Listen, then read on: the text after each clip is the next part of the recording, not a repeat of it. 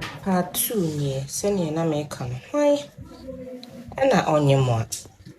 Sobolo nko na wonom na wonkwa antenatal Jimmy nua. Esan se o sene sofo se hwe ni ho. Enti me nua no etimi anom sobolo saa. Na me Adom ko antenatal baako. Okọ ya ye man ne dru no.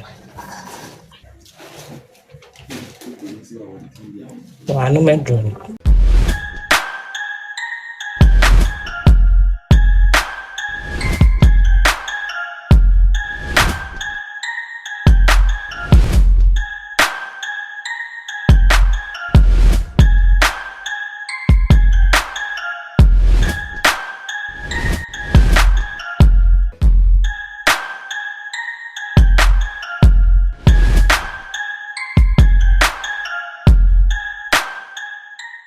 Omai adeshe mama kwaba edeba attention TV so mu PSC na natili ne ma beji mekonya kese a chese meba be tese ensem no de ama mahwefo eni metiefo mpa mo cha mo subscribe channel no ema me na mo share videos na across all the social media platform ne so emfa ema me sa ntese mo fa mo comment ne so emfa comment section box ne embra sa na mo like page ne so ema me send me na me social media say we need to natili de bia me catch so me dan makata mani baako na baako no me na social media say na me fa ha na me pie connect me ya mabeku share Prophet Stephen Adom Duah chese ya be hu say ni Sobolo no odi ebi sa na audio no TRU mu na me catch na tinem ko share social media no ni Sobolo na ye ye nua ba bia na say maame bia akonum bia ma na ahwe ne nkwan chese ya attention TV so de ensema ye de ebremu a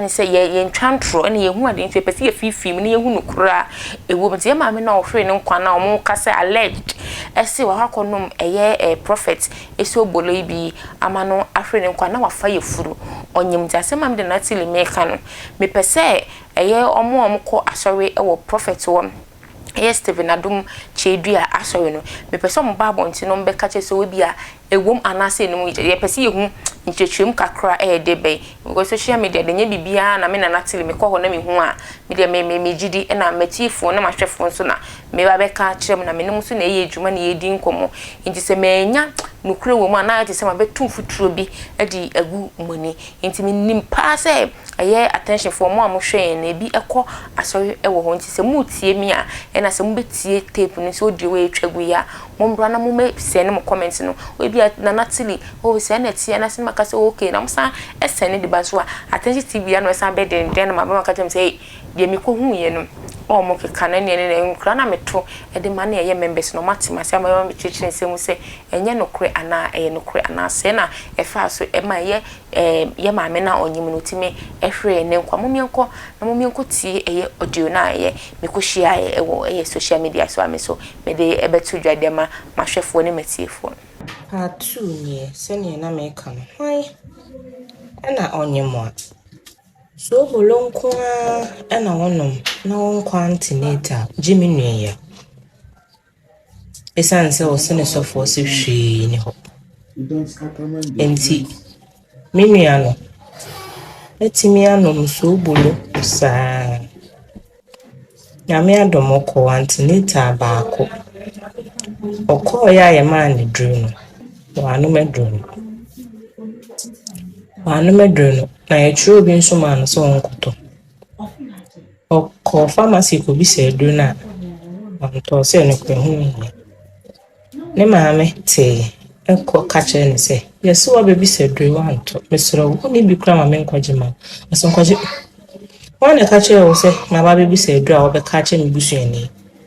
Mesofo si hwi ni ho. Ti antenatal was 7 months ono anenum. Wa antenatal piu.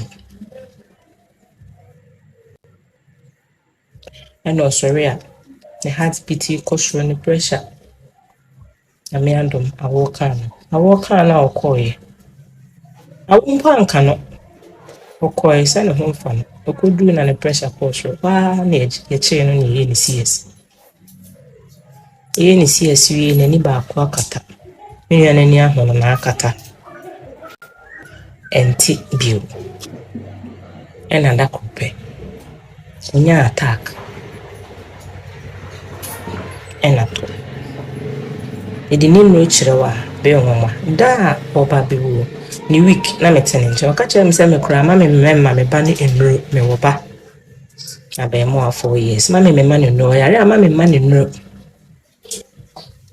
me maji Sobolo fene sofo ho shira so na me fama me sro papa ni nti me kasa etintin na se me sro nya o ma no kasa chere na ebimo ese niema onam bebe onam bia no obo odin wa ya ade ne ba no mpo na efe ne se wode na to enso papa unim no mpo minya na kra uni no enso wa ya ma sisi aburo so se osi bibia ni honti ni kwan se wo yare a wo maduro papa nya sa na wo kan nim se nya sa na wo kan mesro tu wonfo mesro na omonyemo omonhweso enquantinatal na important mesro